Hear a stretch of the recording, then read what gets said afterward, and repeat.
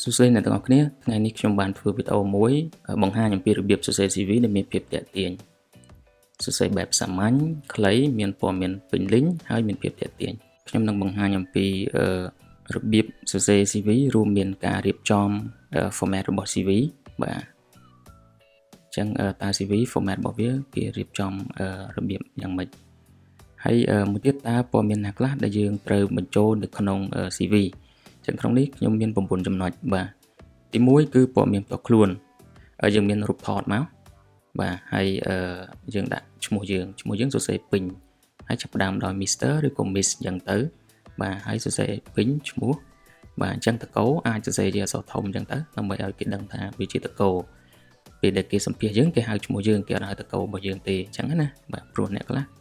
គេអាចដាក់តកោទៅមុខទៅក្រោយអញ្ចឹងត្រឡប់ត្រឡិនបាទហើយមួយទៀតគឺព័ត៌មានតំណែងមានលេខទូរស័ព្ទបាទអញ្ចឹងលេខទូរស័ព្ទកុំដាក់ច្រើនពេកដាក់ត្រឹម2ខ្សែបានហើយដាក់លេខណាដែលយើងលើកបាទជាប្រចាំណាបាទហើយមួយទៀត email បើសិនអត់ទាន់ចេះបង្កើត email ទេអាចទៅរៀនបង្កើតទៅបាទហើយ address របស់យើងអាសយដ្ឋានរបស់យើងគឺយើងសរសេរមានលេខផ្ទះលេខផ្លូវបាទមានសង្កាត់មានខណ្ឌបាទភ្នំពេញអីកម្ពុជាអញ្ចឹងមកណាបាទហើយបន្តមកទៀតគឺ personal statement ប្រហែលជាថ្មីសម្រាប់គ្នាយើងទាំងអស់គ្នាបាទព្រោះនៅស្រុកខ្មែរយើងប្រហែលជាគេមិនសូវជាសរសេរបាទប៉ុន្តែនៅបរទេសគេសរសេរហើយខ្ញុំឃើញថានេះគឺលក្ខណៈសរសេរមកគឺវាហាក់ដូចជាមានផលប្រយោជន៍ច្រើនព្រោះអី personal statement គេនិយាយអំពីខ្លួនយើងឧទាហរណ៍ឥឡូវគេនិយាយអំពីតែយើងជាមនុស្សរបៀបណាអញ្ចឹងក្នុងនេះគេដាក់គេជាមនុស្សដែលមានការលើកទឹកចិត្តហើយមនុស្សប្រឹងប្រែងធ្វើការបន្តទៀតយើងនិយាយអំពីការអប់រំរបស់យើងតិចមកព្រោះយើងជាសិស្សអញ្ចឹងយើងបានរៀនចប់បញ្ញាបត្រផ្នែកទុនធានមនុស្សអីចឹងទៅហើយបន្តទៀតយើងបើសិនមានបទពិសោធន៍ដូចជាហាត់ការ internship volunteer អាចដាក់បញ្ចូលតិចមកយើងហាត់ការបទពិសោធន៍របស់យើងមកពីស្ថាប័នណាបាទប្រាប់គេហើយយើងកំពុងស្វែងរកការងាររបៀបណាបាទហើយ goal របស់យើងហ្នឹងចង់ខ្លាយទៅជាអី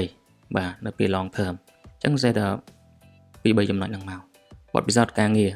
ពេលដែលយើងសរសេរអំពីបទពិសោធន៍ការងារគឺយើងសរសេររបៀបនេះបាទហើយគូបន្ទាត់មកមួយមកបាទអញ្ចឹងមកផ្នែកគឺធ្វើរបៀបហ្នឹងណាបាទហើយអញ្ចឹងបទពិសោធន៍ការងារទី1ចាប់ផ្ដើមដោយមុខតំណែងរបស់យើង HR and admin internship អញ្ចឹងទៅបាទបន្តមកទៀតនៅពីក្រោមហ្នឹងគឺជាស្ថាប័នដែលយើងធ្វើការហ្នឹងបាទហើយបន្តមកទៀតនៅកន្លែងនេះគឺរយៈពេលដែលយើងបានធ្វើការអញ្ចឹងរយៈពេលយើងដាក់ពីខែឆ្នាំទាំងទៅបាទធ្វើពីពេលណាដល់ពេលណាអញ្ចឹងណាបាទហើយអាខាងក្រោមនេះការទទួលខុសត្រូវដែលយើងបានធ្វើនៅក្នុងការងារហ្នឹងមុខតំណែងបាទឈ្មោះស្ថាប័នដែលយើងបានធ្វើការជាមួយហ្នឹងហើយរយៈពេលដែលយើងបានធ្វើការហើយនិយាយខ្លីៗមកអំពីការទទួលខុសត្រូវដែលយើងបានទៅធ្វើការទៅ internship ទៅអីមួយគេហ្នឹងទៅបាទហើយបើសិនជាយើងមានបទពិសោធន៍ពីកន្លែងមួយកន្លែងទៀតអញ្ចឹងយើងថែមមក bullet ទៀតមកយើងដាក់មក position យើងបាទឈ្មោះស្ថាប័នហ្នឹងហើយធ្វើដូចអាលើព័ត៌មាននៃការអប់រំរបស់យើងបញ្ញាបត្រផ្នែកអីគេអញ្ចឹងមកណាបាទបរិញ្ញាបត្រហើយបាទជំនាញអញ្ចឹងមកបាទខ្ញុំព្រិចអត់មើលបាទ Bachelor of Human Resource Management អីចឹងទៅបាទហើយរៀននៅសាលាណាហើយរយៈពេលនៃការសិក្សាអញ្ចឹងចាប់ផ្ដើមសិក្សាពីពេលណាហើយបញ្ចប់ការសិក្សានៅពេលណាអញ្ចឹងរយៈពេលហ្នឹងគឺរយៈពេលបញ្ចប់ការសិក្សាមិនមែនថ្ងៃខែដែលយើងទទួលសញ្ញាបត្រទេព្រោះពេលខ្លះរៀនចប់មួយឆ្នាំហើយបានទទួលសញ្ញាបត្រអញ្ចឹងមកយើងដាក់ទៅវាឡើងដល់បញ្ញាបត្រឡើងដល់5 6ឆ្នាំឯងគេឆ្ងល់ទៀតតែយើងរៀនឌុបទៅហ្នឹងបានទៅអញ្ចឹងបាទអញ្ចឹងបើសិនជាយើងរៀនមកសាកលវិទ្យាល័យទៀតយើងធ្វើដូចគ្នាណាបាទហើយចំណុចបន្ទាប់គឺវគ្គសិក្សាខ្លីៗទី1សរសេរវគ្គដែលយើងសិក្សា course title របស់យើងណាឬយើងរៀនអីគេ Cambodian Labor Law យើងរៀនផ្នែកច្បាប់ការងារនៅប្រទេសកម្ពុជាបាទបន្តមកទៀតនៅក្រោមវគ្គសិក្សាហ្នឹងគេថាគឺឈ្មោះស្ថាប័នដែលយើងបានទៅរៀនបាទគាត់រៀន ABC for Youth Institute នេះខ្ញុំដាក់តំណាងណាបាទហើយរយៈពេលនៃការសិក្សាបាទហើយវគ្គសិក្សាគឺធ្វើរបៀបហ្នឹងបាទអញ្ចឹងយើងមានច្រើនយើងដាក់មក bullet ទៀតមកប្រហែលវគ្គដែលយើងគិតថាសំខាន់ហើយ តកតងជាមួយនឹងការងារដែលយើងដាក់ហ្នឹងយើងបញ្ចូលវាមកណាធ្វើ style ដូចគ្នា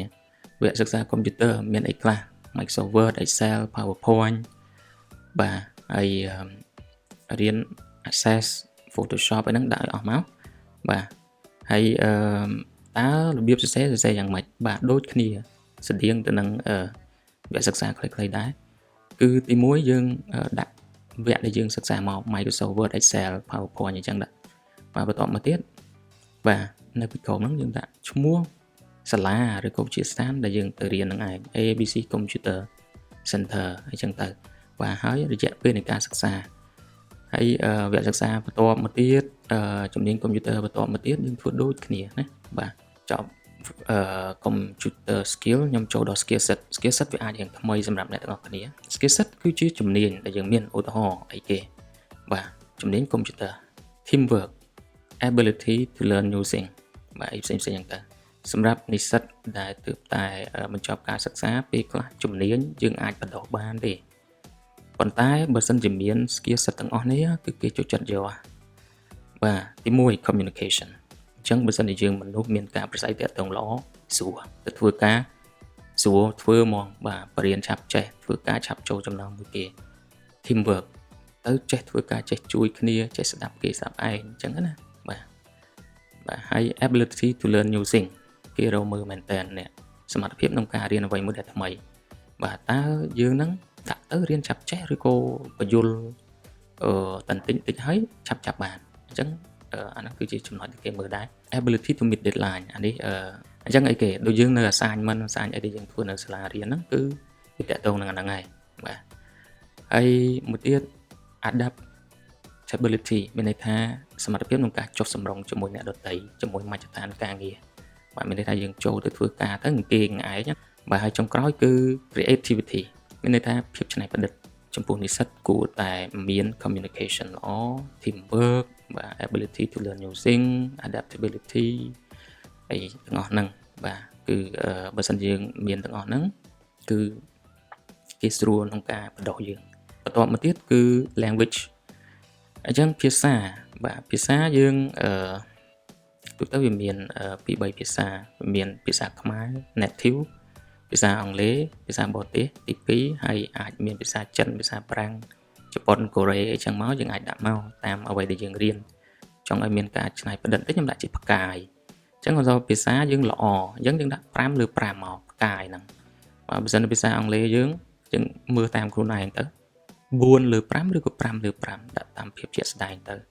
ចិនបាទ3លើ5ឬក៏4លើ5ឬក៏2លើ5ដាក់តាមភាពជាក់ស្ដែងណាបាទអញ្ចឹង CV វាគួរតែមានការច្នៃប្រឌិតធ្វើមានភាពទាក់ទាញខ្លះឧទាហរណ៍ដូច skill set នេះខ្ញុំអត់ត្រេទេ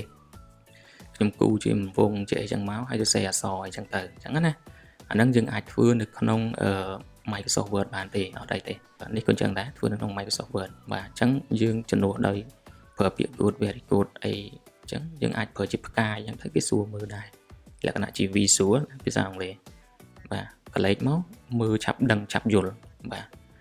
ហើយចំណុចចុងក្រោយគឺ interest អញ្ចឹងចំណង់ចំណូលចិត្តយើងចង់ដាក់ក៏បានឬក៏មិនដាក់ក៏បានដែរអានេះខ្ញុំមិនហាមក៏មិនតម្រូវឲ្យដាក់ដែរបាទអាស្រ័យលើយើងទេបាទការងារខ្លះក៏គេចង់ដឹងពី interest របស់យើងការងារខ្លះក៏គេមិនសំខាន់ដែរអាហ្នឹងបាទអញ្ចឹងបើសិនជាយើងទៅសេរបៀបនេះមកណាបាទត្រេមក traveling and meeting new people ធ្វើដំណើរកម្សាន្តជួបមនុស្សថ្មី joining social work and youth event ចូលរួមកិច្ចការសង្គមឬក៏ event reading book reading business news online អញ្ចឹងទៅបាទតាមចំណង់ចំណូលចិត្តរបស់យើងហើយការសរសេរហ្នឹងយើងអាចមើលតិចបើសិនជាយើងប្រើជា ing ចេះ ing ទាំងអស់មកណា traveling អញ្ចឹងទៅ joining reading អញ្ចឹងទៅអញ្ចឹង CV មាន9ចំណុចហ្នឹងអរគុណសម្រាប់ការចំណាយពេលតាមដានវីដេអូមួយនេះសង្ឃឹមថាអ្នកទាំងអស់គ្នាទទួលបានគំនិតបាទខ្លះក្នុងការសរសេរ CV ដើម្បីមានភាពទាក់ទាញហើយទទួលបានលទ្ធផលល្អបាទអរគុណច្រើនជូនពរជោគជ័យទាំងអស់គ្នាដាក់ពាក្យឆាប់ជាប់បានការងារធ្វើទាំងអស់គ្នាហើយជួបខ្ញុំនៅវីដេអូបន្តទៀតអរគុណច្រើន